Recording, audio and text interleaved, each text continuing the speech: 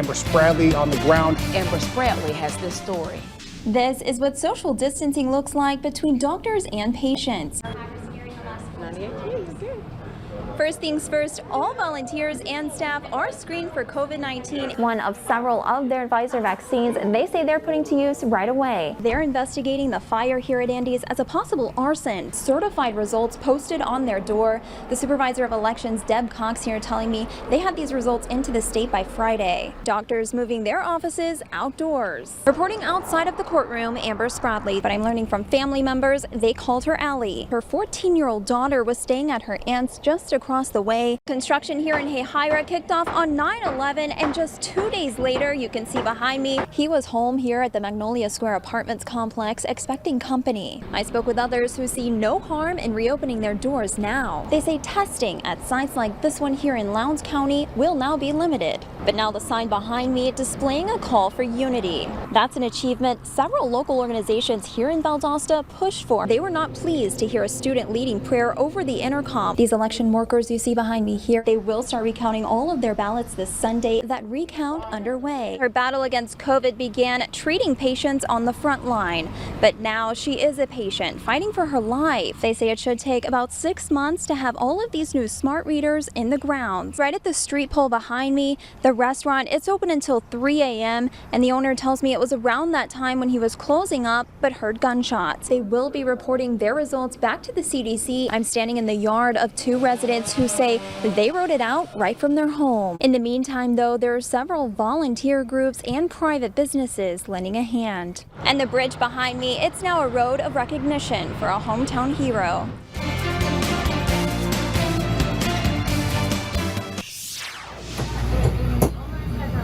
This is South Georgia Medical Center's ultra-low temperature freezer. Health officials say they're expecting to fill with Pfizer's COVID-19 vaccines Friday. I think this is sort of the beginning of the light at the end of the tunnel. Facility pharmacist Barry Ivy says they should receive between 975 and about 2,900 doses right here at this loading dock. Some going straight to the freezer and others left at room temperature for about 1 hour to thaw. And they plan to begin vaccinating immediately. The quicker we can get our staff protected from the virus, the better. Whatever we get, we'll deploy very, very quickly. According to Chief Operating and Nursing Officer Randy Smith, their estimated 3,000 healthcare workers are top tier. While it's not made mandatory, he says turnout to take it is high. This vaccine is a true game changer. We're especially excited for our frontline staff who fought this battle. Health officials say when this vaccine comes in, they're ready. I'm standing inside their former intensive care unit. They're now transforming into an employee vaccination center. They say 5 employees will be vaccinated at once, and they'll each have their own rooms, like the ones behind me here.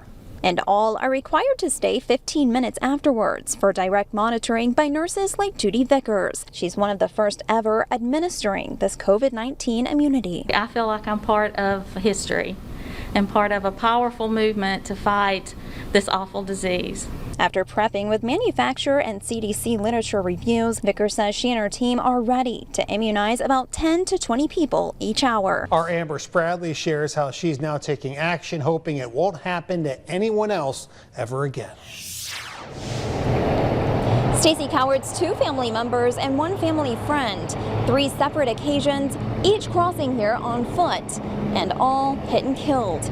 Now she's pushing for what she's already named Rachel's Red Light.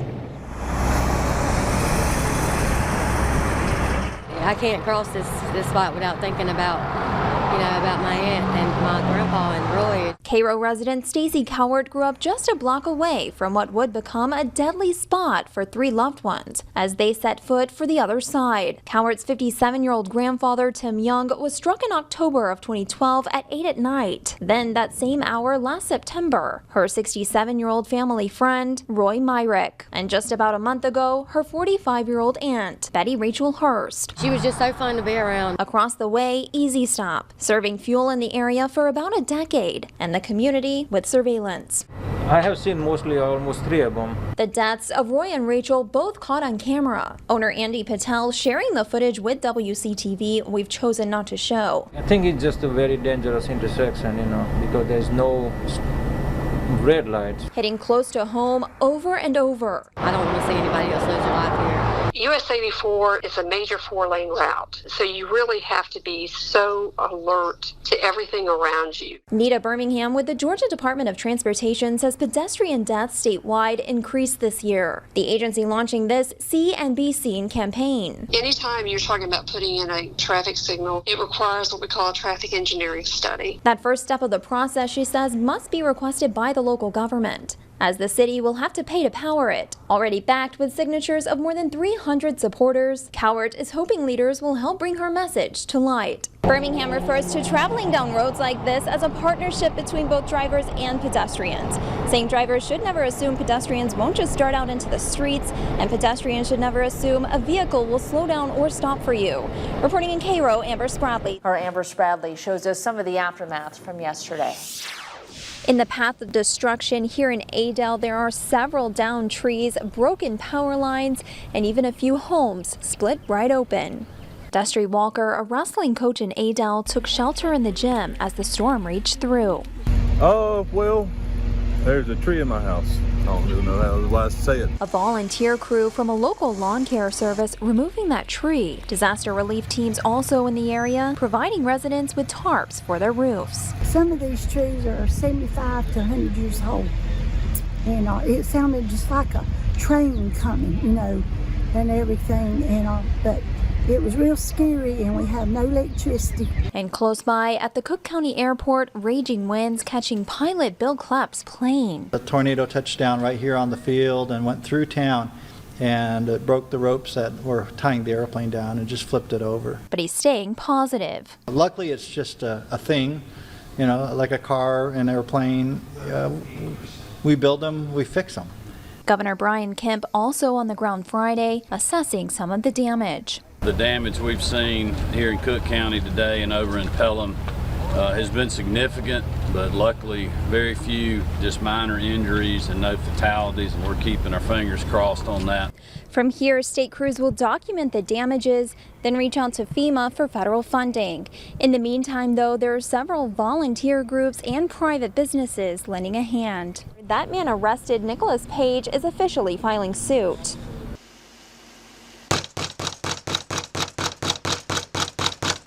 This video was provided by Remerton Police. It shows officers knocking on the door of Page's home on September 6, 2019, around 2:30 in the morning, just moments before entering through the window. In the lawsuit filed by Page's attorney, they claim officers illegally entered the home through an open window to allegedly execute a bench warrant for a person that was not present at the residence. The officers refused to leave his home, detained and handcuffed him, refused to accept his identification, and harassed him. He's suing the police department and the city, among others, for $250,000 on 10 counts, including unconstitutional use of excessive force, unconstitutional search and seizure, false imprisonment, assault, and battery.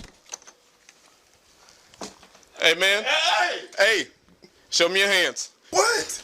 What did I do?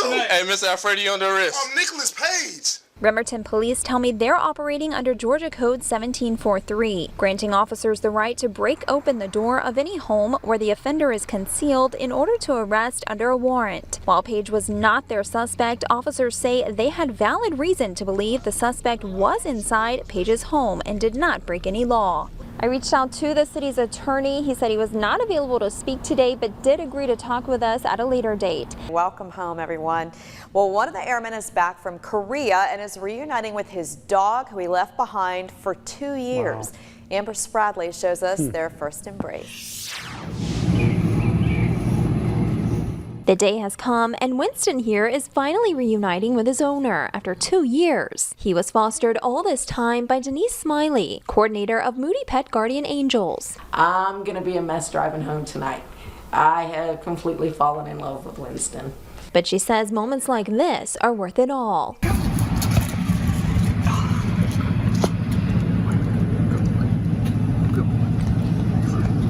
Winston. He remembered you. I'm forever grateful. William Dana is a pilot in the U.S. Air Force. From Moody, he was deployed to Osan, South Korea. I just want to say thank you to Denise with the Pet Guardian Angels at Moody, as well as the Humane Society, for having a service, if you will, to be able to take care of animals I guess especially for military personnel in times like these. We were really surprised to find out that the military doesn't have a kennel program or any kind of fostering program for service members. William Whitesell with the Humane Society says a phone call to them, mistaking their no-kill organization with the county shelter, prompted the program. It was a service member who had been deployed to Afghanistan. With no other option, he had to surrender his pet to the shelter until he returned 2 years later to tragic news. Just distraught because he contacted the county shelter and found out his dog had been euthanized. And that's the main purpose of the Moody Pet Guardians, is to keep the pets with the military members. Their efforts protecting a man's friend and meeting a need for those sacrificing so much. In Valdosta, Amber Spradley has more. It's a scene no mother wants to see. Lizzie Eldridge's mother, taking this video of her daughter's car, crashed into a bush, smoke and flames pouring through the door. I unbuckled my seatbelt and tried to open my door, but I could not get out.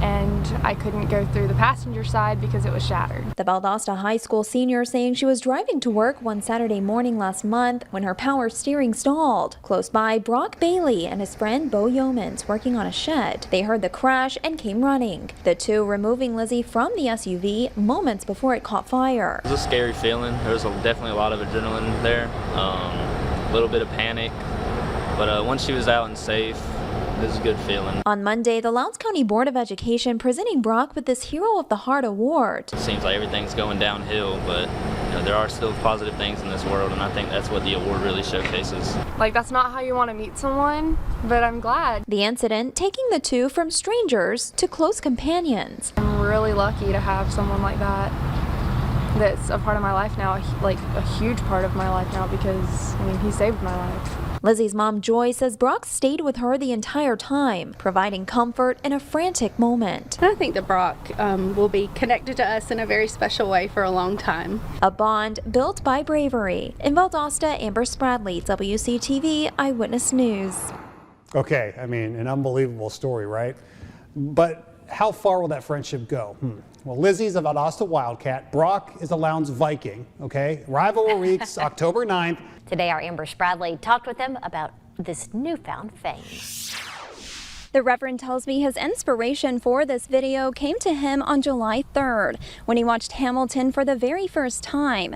And although his parody is lighthearted, he says writing the lyrics to it felt like writing a love letter to his congregation. We can't get together and church doesn't quite feel the same. The doors of St. Anne's Episcopal Church closed since early March due to COVID, the pandemic forcing Reverend Lonnie Lacey to cancel the church's annual talent show. But a song from Hamilton inspiring him to create an online message. Obviously, he meant it as a threat and a breakup song, but when I heard those words, I thought, that's exactly what my congregation needs to hear. That's the makeup song that we're looking for. He and a lot of other people have gone out of their way to make sure that we still have that connection to our church. Lindsay Roberts Carney is the marketing director at Abraham Baldwin Agricultural College. She joined St. Anne's about 3 years ago. She is one of more than 1 million people around the world watching Lacey's music video. It's just really good for everyone, no matter what you believe. It was really a light in a time full of darkness.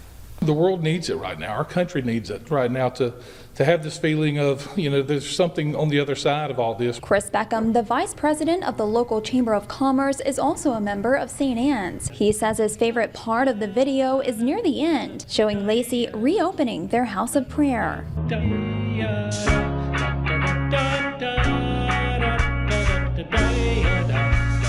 That message at the end of kind of, here we are, we're going to be back together, that was the kind of stuck with me. Sometimes it just feels like this whole situation is going to last forever, but it won't. We will get back together even better than we ever were before. They say streets like Patterson, Ashley, Forest, and more are named after slave owners and KKK leaders. Amber Spradley has that story.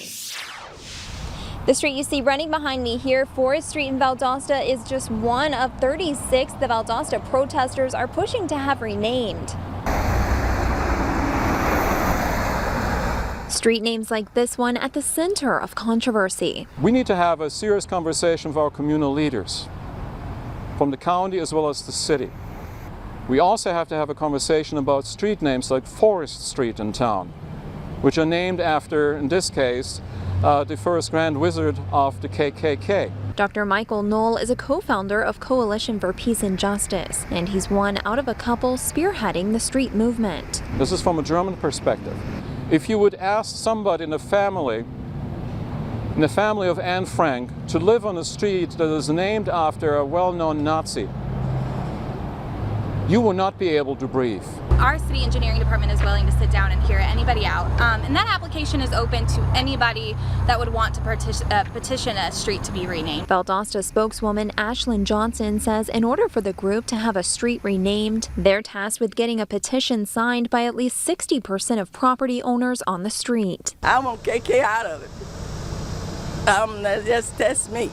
Valdosta resident Elnora Lynn has lived on Forest Street for about 50 years. I'll be glad to sign.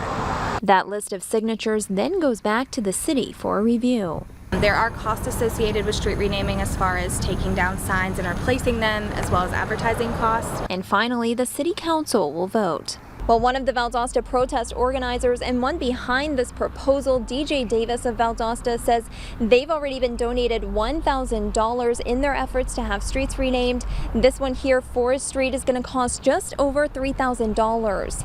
He says they're going to start knocking on doors next week to get signatures.